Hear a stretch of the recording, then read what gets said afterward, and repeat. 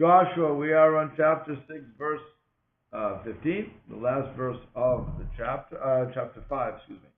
Verse 15, last verse of the chapter says, just to remind everybody, we're talking about Joshua sees the angel,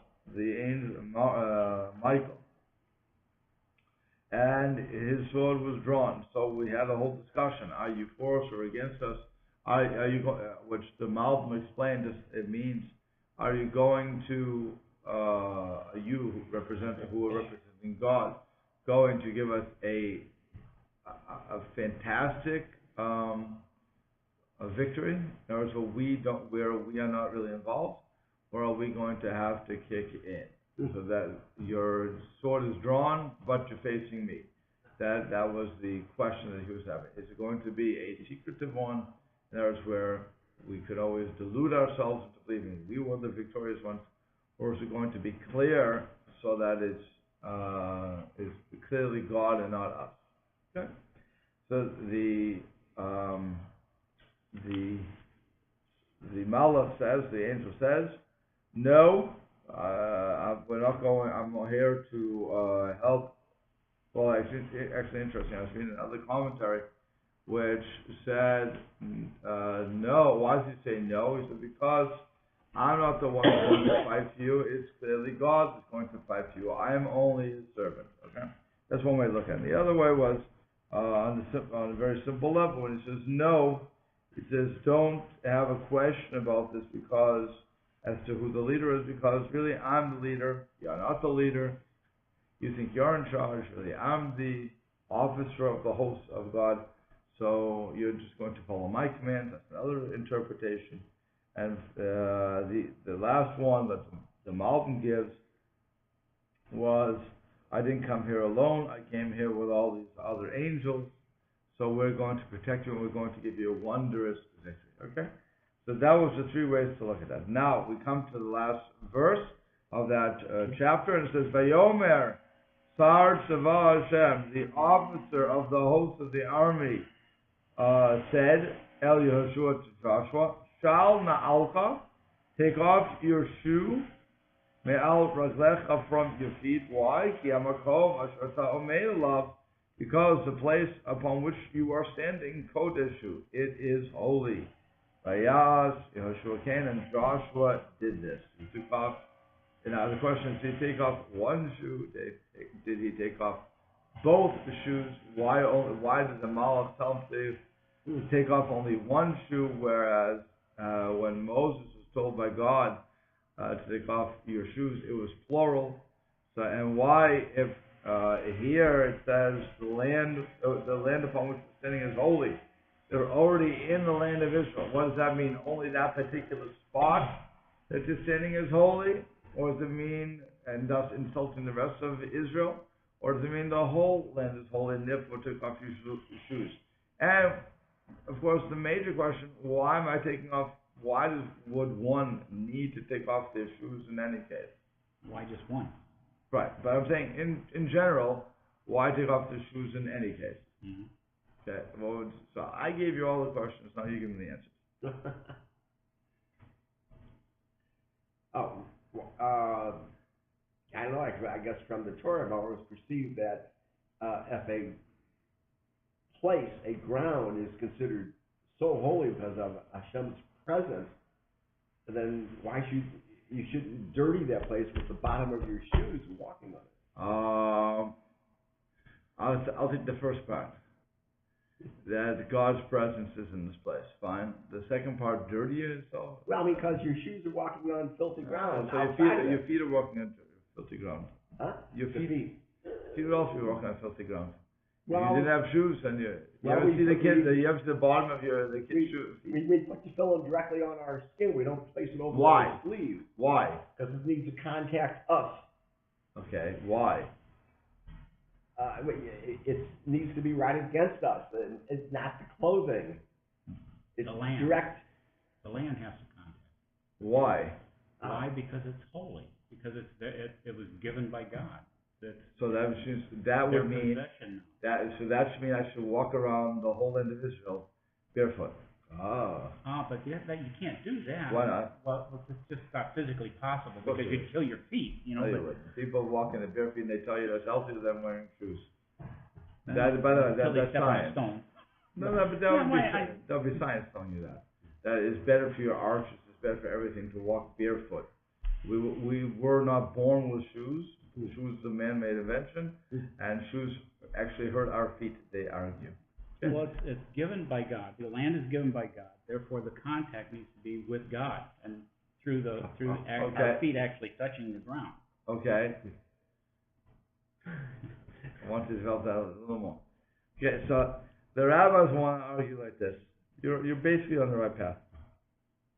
That what happens is when I'm dealing with God, I should, as it were, strip myself of all materialism, and then connect directly with God.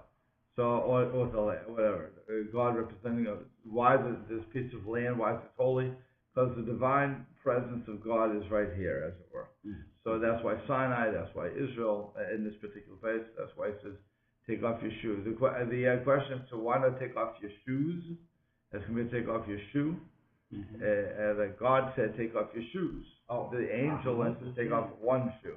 And the reason the rabbis present for that is there's a difference in revelation here. When God is the one who's speaking directly to Moses, take off your shoes. Okay? Because you have to, it's a direct sort of thing. While the angel is showing that I don't have it's not the same connection. So you're going to take off, I'm telling you take off one shoe. Whether or not he took off both shoes and understood that is a question by itself. But it's, the angel is presenting that this is not the same, expense is presented to us, that this is not the same level of prophecy. But the message is the same. That when I want to connect with Hashem, I need to remove my outside protectors, as it were, my shirt, indicates tefillin, which was a good point. I put my tefillin directly on my arm, not over my, not on my shirt thing, the shirt. When I put it on my head, it can't be anything blocking that. It has to be directly on my head. Here not being considered a block. Okay, unless you have, in the old days, apparently they used to have this tuft of hair they used to wear. I don't know what they would call that. A what? It was in English we would call it a tuft of hair. A fluffed up piece of hair. Real hair. Your hair. I guess like a mohawk today. That's all I can think of with that. But if you have the wig, so they would say you shouldn't wear a wig. Yeah. Now, that doesn't work for size Sperling. I'm talking about the guy, the hair club for men. Okay? That's Sperling. Those transplants would not be a problem. As far as I understand, they're weaved into somehow weaved into you. So they become like part of you. Hairs, I mean, direct, it's growing out of your... Right, so that's not considered interruption. It's only when something is like put on. Artificial.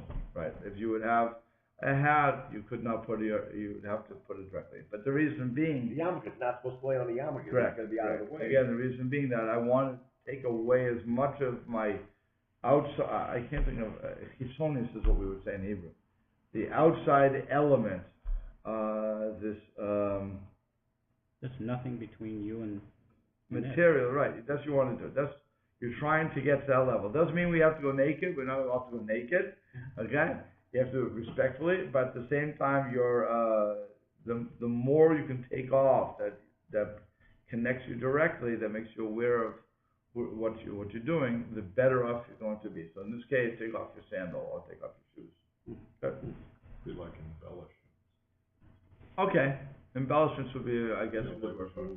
Things that don't denote rank and affluence. Not necessarily, because the shoe doesn't do that. The shoe wouldn't represent rank. He's not saying take off your jewelry. He's saying take off those outside things that stop the connection. So like I said, a shoe it could be a sandal, it could be any type of shoe. So it wouldn't necessarily give rank. Also, when I pick my shirt up to put my tefillin, my phylacteries, right here, it's not, my shirt is not showing affluence. My shirt, we all have shirts. So it's like I said, is trying to get rid of the, what we call the chomer, the materialism. Because what happens, what separates me from God the most? The materialism. Because I think it's all me. What I'm doing is, philosophically, I think is, I'm the one who got my shirt. I'm the one who made it. I'm the one who worked in order to make money to get the shirt, okay? So it's all me, it's all me, it's all me. By taking that away, I'm putting my tefillin directly on my arm, or whatever I'm doing, okay? So then I'm saying, no, it's not me, it's all God. And without God, I would have nothing. So, again, that's what you're trying to do. You're trying to get rid of all those distractions. You call them, that's why I like the embellishments. You're trying to get rid of the distractions in your life and reconnect with God. So in this case, it's as simple as taking off your shoes because you're in a holy place. Recognize that where you are is with the divine Shekhinah, with the divine presence of God. If you're with the divine presence of God, you don't need all of these outside accoutrements. Okay. Your feet should contact the ground directly. Right. Now, again, just like the tefillin. So I don't want to make just the ground with not the feet, but you had a good point with the tefillin. Okay. Something very strange in the church. You know, it's appropriate for a man to take off his hat to show respect, and it's appropriate for a woman to put on a hat. Really? Or a head covering when she's in the church. That's interesting. See, that I never. It's just the opposite for us. We put on a hat or a head covering to show submission. Under the dome of heaven. Right. Submission to God. And that is a sign that everybody recognizes, actually. And in other words, if I'm wearing a kippah, the odds of me walking into a bar are greatly reduced. The odds of me lining up in McDonald's line to get a Coke or a coffee, which would be, because they serve it in paper cups, would be totally permissible, is going to be much less than if I wear a baseball cap. Yeah. Okay. So, because nobody recognizes the baseball cap, everybody recognizes the kippah as the yarmulke as a religious symbol. Okay. If I have tzitzis hanging out, again, I'm going to be less likely to do those things that are questionable. So it's interesting that in your case in the church, where they would take it off as a sign, yet tell the woman, put it on as a sign of respect. So it's not really, it's interesting that it's the lack of consistency. I don't know why they would have that. I've never had an answer on that. It seems like a strange. Well, the man taking the head covering off, I don't know whether it's Greek or Roman. I know it's Roman for sure, but that was a sign. I'm assuming that they walk into a church, that's the sign of respect that they take for the edifice. Yeah, but still, that the question is, I don't want to get stuck in church politics. But what I'm saying is, the question would be, why? Who are we showing respect to? Are we showing respect to the building, or are we showing respect to the person or the thing that we're coming to pray to? So, like I said, for us, God is everywhere, and I'm not saying for Christians, so don't take it that way. The millions of people who watch this, I can see them now. The rabbi said it's not for us, but we see God as being everywhere. So therefore, it's not respect to God; it's showing that we are servants of God. So acknowledging that something's above us, and that we have a higher authority we have to answer to. So no matter where we are, we're going to have to wear that. It's a reminder to us, not even a reminder to anybody else. It's more a reminder to us. Others see that, and that's what they should understand the symbol to be. But it's really to remind me that there's something above me. And again, when I have that on, I'm going to be less likely. It doesn't mean I won't I'll be less likely not to do something which is inappropriate. There are times you see people doing things that are inappropriate, and you have to hope that that person understands that what they're doing is wrong, and you may even want to go up to that person depending on who it is, and depending on who you are, and if you have friendship or whatever with that person. But it's maybe the person doesn't know what's wrong, I don't know. But you see people doing things that appear inappropriate.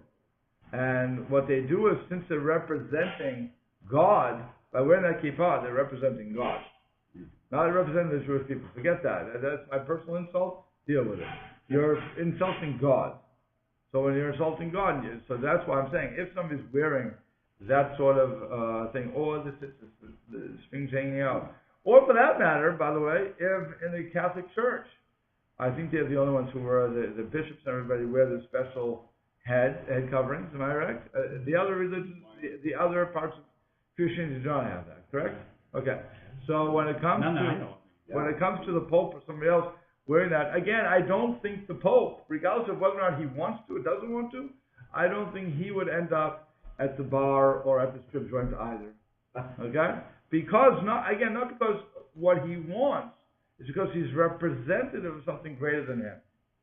And hopefully they recognize what that is, which is why, again, when they do something wrong, or they don't do anything, like the Pope during the Holocaust, he was severely criticized for that by the Jewish world, certainly, and by some parts of the non-Jewish world. Why was he so picked on? Because he's representative of God. Any one of these priests were representative of God. They didn't pick on the Nazi officers who were Christians doing this. They didn't pick on them because they were representing God in their capacity as the Nazi officers. I have the word. Okay, but they did pick on the church because they're representing God. So again, if I'm doing something that's incorrect and I'm representing God, I'm insulting God, not me, not insulting me or somebody else. I'm insulting God. So that's why in all these cases, that I'm surprised that they would tell them to take it off, but okay. It would be something that we could, that you have to look into. That's not my religion. Okay. Now, let's go on. Now, I'm going to keep you in mind. This is still part of the prophecy, okay? This is, we're just giving you the first verse of chapter 6. It's just an explanation, but we're still in prophecy, and that's why he had to take off his shoes. Okay. The first line is V'richo sogeret u'misugeret b'nei bnei Israel. Jericho was locked up. Okay, they had their doors locked. U'misugeret, and a double lock, as it were, barred up, boarded up. I guess they would say that. So. And then what happened? Why? Because of Bnei Israel, they were afraid of the Jews. Ein Yotze ve'ein ba. Nobody went out, nobody came in. So we have a situation that the Tanakh is telling us, and that the people were they were not leaving. Right? The Malbim says. Now it's coming to explain what this prophecy was going to be for Josh, because Josh was standing in front of Jericho. He's right there, and he wants to know how to conquer. So it says the walls were closed up from before, and now again the lock was strengthened because of Israel, and like I said, they didn't. Nobody's leaving and nobody's entering. Fine. Second verse, and now we're back to the prophecy. Vayomer Hashem el Yeshua, and Hashem said to Joshua, Rei, see, natati biadcha, I have given into your hand et Yericho, Jericho, Viet Malka, and its king. Now, Malka does not mean queen in this case, because you have the Mapik Hey, so her king. What's her? Her is referring to Jericho. Because cities are feminine. Okay? There's your grammar working. Okay? So Malka, its king, Giborei Hechayel, and all the strong men of the army. So God saying to them, God says to Joshua, see, I have given, it's already past tense by the way, I have given into your hand Jericho, its king, and the strong men, in other words, his army. Okay? So far so good? Next verse. Why is Hashem talking to Joshua at this point? It's a prophecy. But up until now, the angel was talking. No, the angel said, take off your that's the point. Take off your shoe, you're in holy land, because you're about to get prophecy. Oh, okay. So God is speaking, could be God speaking through, by the way, we said this before at the very beginning. God is always, except for Moses, God is always speaking through intermediaries. Because the Joshua, nobody besides Moses was at the level to receive that direct prophecy. So really, God is speaking through the medium of this angel. So once we leave the Torah and go into Nevi'im, then this is what we would see. Then there's going to be an angel. Yes, whenever it says that God is speaking to the prophet, whoever it is, that's really not God's direct communication. That's God speaking through some other medium to this. I mean, even if the text doesn't specifically say that there was correct. We need to assume that we need to know that that's what it is. Yes, all times. So it says that Hashem is doing it, but again, because they were not at the level none of them got to the level of Moses. Moses, and that's a promise from the Torah, actually it's a statement from the Torah, that nobody else had that sort of a revelation. So also, the Joshua is not hearing it directly from God. It could be that, in this case, Michal is the angel, so it could be coming through the orders of, could be coming from Michal, but it's in the name of God. Just as if I am the general of the army, who am I really representing? If I'm the 4-star general, who am I really representing in that case? The king. The president. He's not king yet. Oh, okay. Maybe he becomes king. But now he's the president. Okay. So, whoever the 4-star general is whatever he says is really the mouthpiece of Barack Obama. Just like Joshua bowing down to the angel, he's bowing down to the general, not bowing down to not God at that point. He's bowing down to the general who's in charge. Right. In other cases, the angel always like stand up. Right, but he's doing this only he's bowing down as an honorable thing. Okay, because you're representative again of God. Yeah. So since representative of God, so I'm bowing down not to you, but to the office of which you are doing. Which is why, again, put in our own terms. If you go to the president of Barack Obama, Bill Clinton, George Bush, Nixon, all the way through the list, you weren't given the respect to them per se. Yeah. Maybe they did earn your respect, but you weren't giving it to them. You were giving it to the office. The office is what we always bow as we're quoting, theoretically, not theoretically. You know the word. I can't think of the word I'm thinking. But that's when we bow down. We acquiesce to the office, and that's also why we expect so much from the office. By the way, on two sides. Again, when a president does something that is embarrassing to the office, we know the guy's a lowlife, but still, you don't do that to the office. Still the president. You're still a president. Do you? You know, it's the best line was.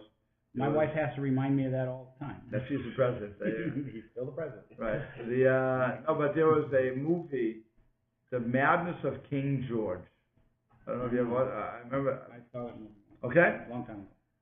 The best line, as far as I'm concerned, of that movie was at the very end. King George is better, and he says to his family, who is a dysfunctional family, and he says to the family, smile, because regardless, we're still the king. You have to, in other words, you need to put your own problems away. The public, we have to be perfect. And that was one of the best lines of that movie. Okay? Because I still remember it. Who knows how, I wasn't married yet. So it's over 17 years, or 18, probably 20 years I saw that movie. And with my wife. I was married to. That's the line. So, in all of these cases, again, Josh is not bowing down to an angel, because we're not allowed to bow down to angels. But what we do show, what we are doing is showing deference to their boss. Okay, namely God. So that is why, that's who's saying it. Okay? So, V'sabotem, so it's still the prophecy going on. V'sabotem ereir, you plural, will surround the city. Kol anshe milchama, all the men of war, all the men of the war, Hakef ereir pa'am achat, they will surround the city one time. Kol ta'aseh, thus you will do, sheshet yamim, for 6 days. So every day they're going to get up, they're going to surround the city. And Malbim says, what's going on here? You will not, he's looking at the verse, he says, you will surround the city, and not the ark with Joshua. Only all the men of war will surround it. And there's a difference between the word hekif, which is surround, and savav, which is surround. Both mean surround in English, but the difference is when it uses the word saviv or sabotem, that means it doesn't really have to be a complete circle, as compared to hakafa, which is a total enclosed circle. It's connected. There's a difference of language. Okay. This one means. This one just means make us basically a circle. You know, I remember watching, and somebody came and they drew like this, a circle, but they didn't connect the last two ends. So they asked, I asked everybody, what do you see in front of you? So everybody said a circle. He said, look again, it's not a circle. A circle is this. And he showed it has to be complete. This isn't a circle, but your mind completes it. I remember that whole speech he gave. But so the same thing with sabotem. Surround doesn't necessarily mean I have to connect all around. Just as long as I do the majority, I'm good enough. So here, what's it basically doing? Now you have to be in Jericho. I want you to go into the Jerichoholic's mind, if you will. Okay? And here they are. They're tittering. Tittering means they're shaking in their boots. Okay?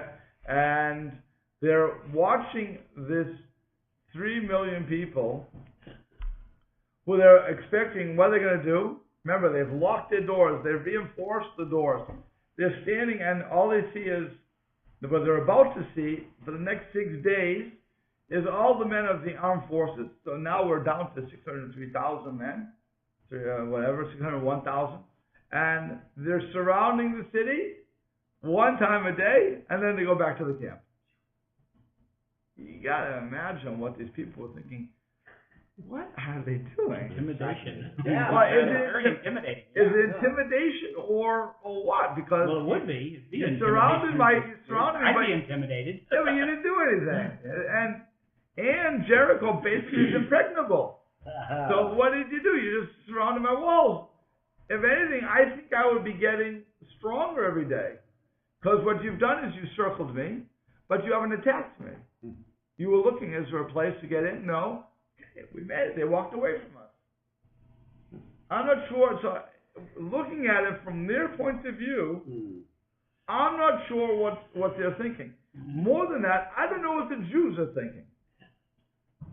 Here their leader is telling them, okay, everybody, God just gave me a message. The message is, we surround the city and we go home. For 6 days. 6 days we're going to do this. And then 7th day we're going to identify, I'm going to tell you that too, but you have to think, what was everybody thinking here?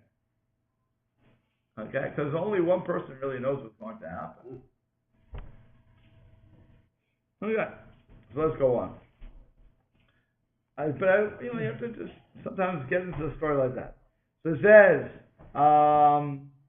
V'shiva kohanim, and 7 priests, Yis'u shnei, Shiva shofrot or yovlim, they are going to carry 7 shofars of the ram, okay, fine, and Lefnei Hashem, before the ark, Uvayom hashvi'i, and on the 7th day, Tasovu, and Sheva pa'amim. Now suddenly on the 7th day, they're going to surround the city 7 times. Kohanim and the priests, Yitka'u b'shofarot, they will blow in the shofar. The shofar is the ram's horn. So Yitka'u, now there's a difference. Mr. Arnstein can tell you this one. What's the difference between a tekiah and a teruah? Oh, wait. So tekiah is a long blast. 1 long blast. And a teruah is 3 short ones, yeah? 3 or short, or 9 short, whatever, sometimes a combination. What is the difference between the 2 blowing, or the 2 notes? The tekiah, the malbim, I won't go through the whole malbim, but to tell you. The tekiah is for joy. Usmachta b'chageichem. You have to... That's the 3 short ones. No, it's a long one. Long The tekiah is a long one. When you're calling the people together, it's all to call people together or to make them up to something, okay? So when I blow the long one, it's telling them they're about to rejoice. On the other hand, if I do the 9 short staccato, that means it's time for war. Trua. Which was Trua? Trua is the 9 short. Oh, that's the 9 short one. 9 short. 9 short. Shavarim would be 3 short. But it's a whole question what's Trua. But let's go for the 9 short, and we'll be happy. So that's the call for war. The point is the Trua in Hebrew would be the call for war. Tekiah is the call for either let's get together, or we're going to have a good time here. We're going to have a joy. Okay? So this one's the joy blast. Yes. So the question is, what are you talking about? How can this be joy? We're about to go to war. I mean, it almost sounds like it's more of a call to assembly. No, because what they're doing is they're already assembled. Oh. They're already assembled, they're walking around. Preparing it for something? Oh yeah, but the question is, why is he doing it for joy when it should be for battle? In other words, got to gear them up first. They're about to... okay, watch. I just want to get you into that. Okay, so it says, now, interestingly enough, also the Malbim is pointing out one other thing. When it comes to this, you have 7, these people are walking, you have the Kohanim, who are carrying the shofar, and they go after the pioneers. We're going after the ark. Okay, what happened was, which I didn't go through, is the order is going to be reversed. Originally, we were saying the ark is going to go first, then the pioneers are going to follow them, Bnei Gad, Bnei Reuven, and then the people. Here, we're reversing that order. Now the people are going to go first, then the Bnei Gad and Bnei Reuven, and then the ark is going to go last. Why? Because they want to save the best for last. Really, that was showing that the ark was in command. God is in command. Okay, that's what they wanted to get across. Again, I'm not going through the whole text inside, but that's really what they're trying to get. Okay, so now, in verse 5, it says, and it will be when you blow the blast in the Yovel, the ram's horn, when you hear it, Ed kol ha-shofar, the voice of the shofar, Yariu kol ha'am teruah. The whole nation will give a truah. They're going to scream. Ooh, okay? Gedola, major scream. And what's going to happen?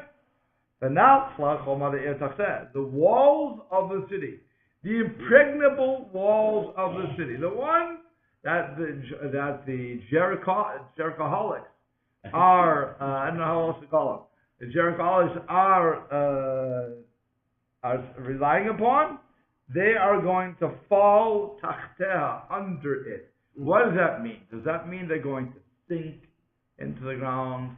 Does it mean they're going to fall over? There's an argument about that. You can go either way. Okay? Wow. But it says that the walls, basically the walls are going to fall. And what's going to happen? Ve'alu ha'am ish negdo, and then a man will go up. The men will go up. The nation will go up opposite that. Okay? So that's how they're going to be able to get through the city. So get through the walls. Here the walls are impregnable. They're double sealed, as it were. Okay? They're reinforced, fortified, and all we're going to do is walk around it once a day for 6 days. Then the seventh day, walk around 7 times. Then the Kohanim are going to be told, blow a tekiah, which again was simcha. What's the simcha? That we won't have to kill ourselves that much. It'll be a simple victory. We're going to go in and that's a victory call. And while they're blowing the long blast, the people are going to shout a major shout. Okay? And that's going to cause the walls to sink or fall, whatever the case is going to be. So the people are doing the Turah. Yeah. They're shouting. Yeah. You like that one? Okay. So that's really what's going to happen. Okay. Everybody's cool with that? How would you like to hear that as your battle plan? Well, everybody screams at once. Yeah, it's quite a tumult, huh? That's a tumult, but still, if I was sitting in Jericho, I was thinking, what a crazy bunch of people this is. When I see the walls fall, I was thinking, oh, now I'm in trouble. Until then, I was thinking, what kind of foolishness is this? They're walking around, blowing the shofar. Who cares? They started screaming. What is it? The walls just kind of collapse straight down? So there's an argument to the Talmud. What happened? Did the walls sink? And then I can walk. Because if the walls fell, you're going to kill the Jews. You'd have a lot of rubble. Right. Even if they fell in, getting over it would be. Right. But if it sinks, I just walk over. Just kind of, So it's a whole argument as to how it really happened. But it's, nonetheless, the point is it was a miracle. Okay? The point is nobody's going to get hurt. It's going to walk, and you're going to walk over. Okay? That is really all we're trying to get out. A good example of psychological warfare. sure. Yeah. That scared the GBs out of everybody, yeah. Well, if your defenses fall like that, This is your whole... right. Right. It's also, it sounds very ceremonial because this is the entrance into the Eretz Israel. Yeah. That it's different than other wars. Correct. This is a coming home. This is the long blast. Well, that's why. Good. That could be one of the reasons that they're saying that there's a blast of simcha, of joy, because we're home, and we're not. It's not going to be the casualties that a normal war would engender. In other words, when I go into war, the odds are somebody's going to that somebody on my side as well as the other side is going to die. We're going to have casualties, and here there are no casualties, except on the other side. The other side is all the casualties, but the Jews suffered no casualties, and that was part of the miracle of this war. That's showing that it's God's war, because if there was a casualty, and that's going to be the problem. We get to the story of Ai, when there are casualties. And that's when Joshua's going to say, what happened here? That's not supposed to happen. This is God's war, so nobody should have died. So what did we do wrong? But in this case, nobody does die. And it's an amazing thing when nobody dies. Because like I said, in any normal war you're going to have, even a gangland war, somebody gets hurt. And here, nobody's getting hurt. Unbelievable thing. Okay? Miraculous event. Okay? When we were studying the Jewish history, Yeah. it's very different warfare when it's done by God's plan. True. The, Again. the miraculous victories that it. Right. Yeah, 6-day war. How does somebody defeat nations around them in 6 days? Come on. Yeah. Well, that's a modern day miracle, correct? There are, if you listen to some Israeli strategists, they will give you their explanation as to how that actually worked. But for the most part, I think most objective observers will I'll have to change that. Most objective observers who are believers in God would tell you that was a straight up miracle. If I'm an atheist, I can't jump on to miracle. But I also, quoting the school of our military school, what's it called? West Point. When they were asked, the story goes that they study all these different wars, Grecian wars, and so forth. Somebody asked, why don't we ever study Israeli wars? And the professor supposedly said, you can't study miraculous wars. They make no sense. They shouldn't have won. You can't study that. You can't learn anything from that. You can only learn from when I should win and why I didn't or why I did. That I can understand. But when it makes no sense, you can't study those wars.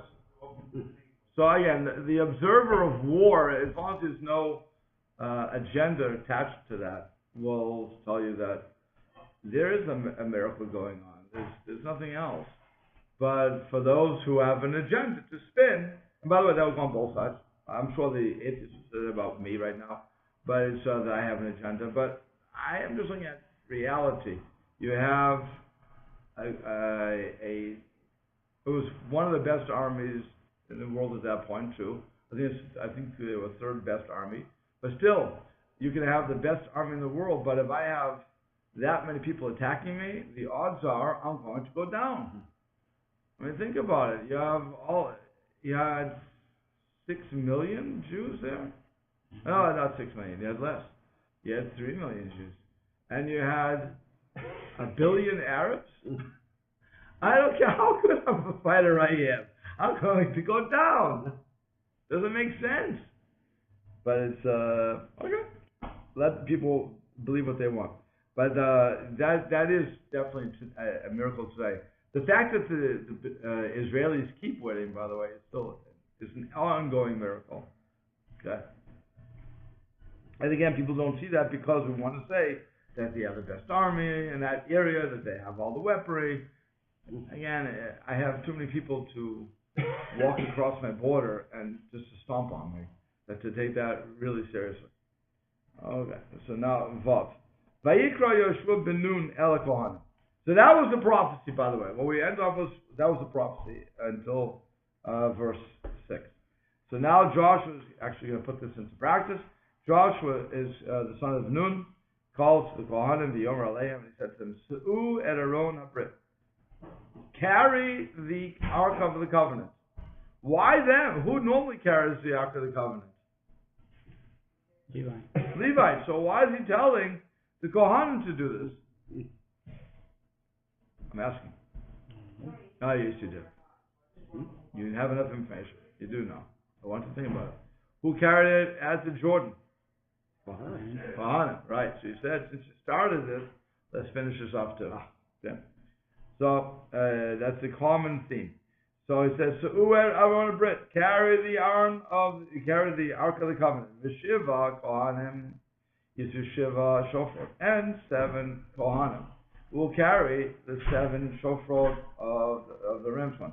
Lifnei Aaron Hashem, before the covenant of Hashem. Before the Ark of Hashem. Vayomer." By the way, here's something interesting too, because if you read it, it has a vav at the end, right? Yeah. Okay, but that's the ktiv.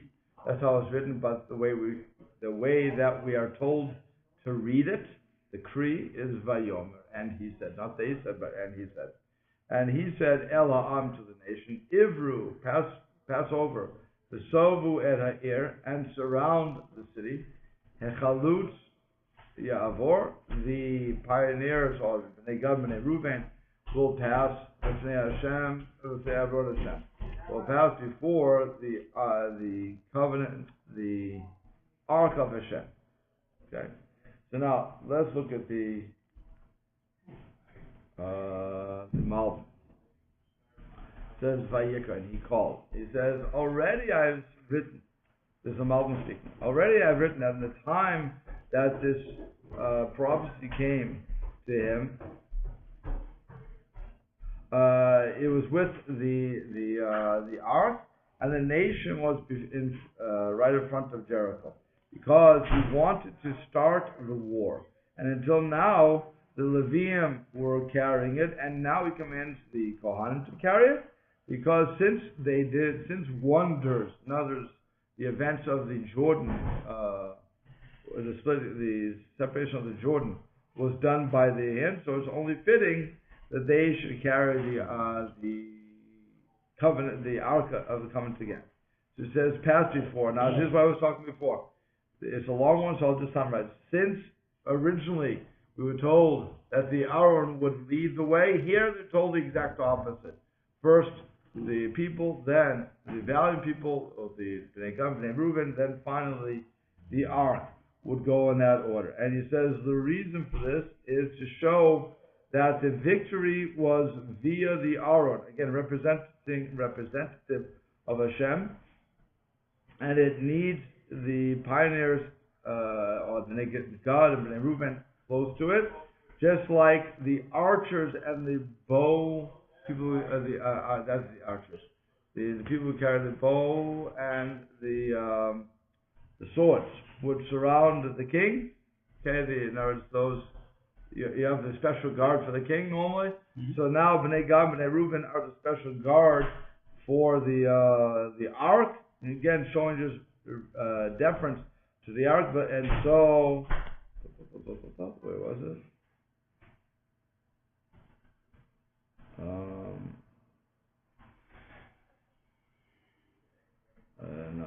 Right here it is.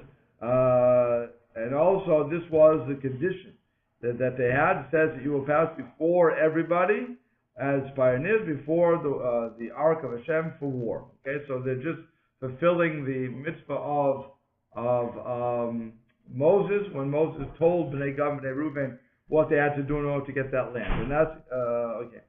So now the beginning of this condition that Moses made with them was that they would, like I say, go before Hashem, pioneers before Hashem, because it was understood that the war it was thought that the whole war would be done in a unnatural manner, a miraculous manner.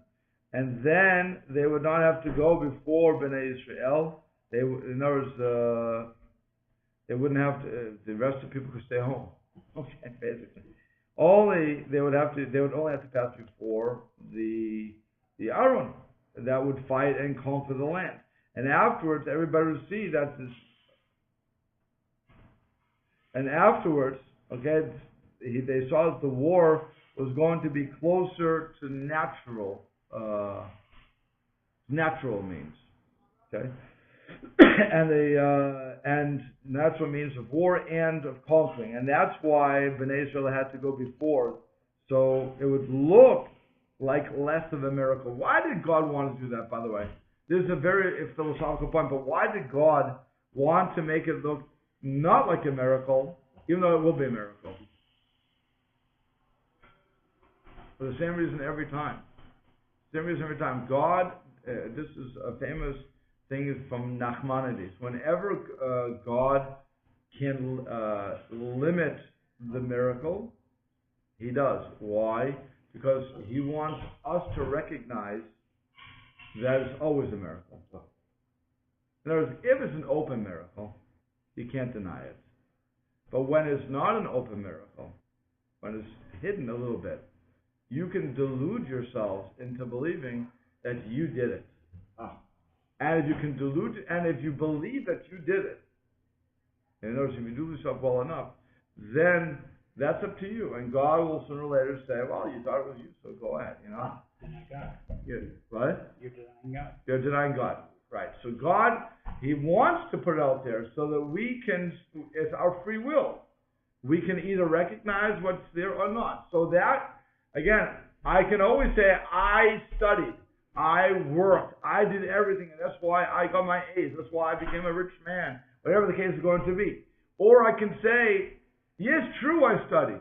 It's true, I worked. It's true, I put in my 1,000 hours. But it was all from God. Because other people who did the same thing, didn't accomplish what I accomplished. Right? So that's really up to me as the individual to say, to recognize, is it from God, is it not from God? That's my free will kicking in, okay? If, on the other hand, God takes that away from me by making it so clear that it had nothing to do with me. It was just God's miraculous events that are taking place, and I just happen to be the recipient of that. There's no way in the world that I could claim that. And the best example would be, I see Megabucks at $640 million. And what I do is I say, give me a quick pick. I didn't do anything. This is a total computer, okay? Computer throws out the number and I win. What do you say? Baruch Hashem. Hashem blessed me. On the other hand, same event, 640. I say, give me the ticket, please. And I put down my kid's birthday, this birthday, that birthday, blah, blah, blah, blah, blah, blah. And suddenly I win. I say, oh, I knew I could win. Look at the genius of this. And they write up books, by the way, about this. Oh, yeah. How they won. Right, how I beat the system.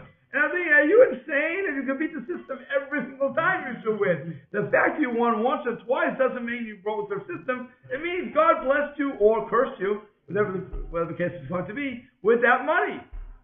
But recognize it's from God, but they don't. So they think, I did it on my own. So again, here, we'll have to stop here, but that's what's going on here. Where you have this group of people who they have the potential. Either we can recognize it's from God, or we don't. That's up to them. But God, that's why God's telling them, unlike what they originally thought. They thought it would be an easy thing. God will go in, kick the people out, we'll walk in, it'll be good, we'll recognize him. No, he's making us work for it. So then it's no longer God as much as it's me. So that's the mistake that they potentially could make. Hopefully they won't.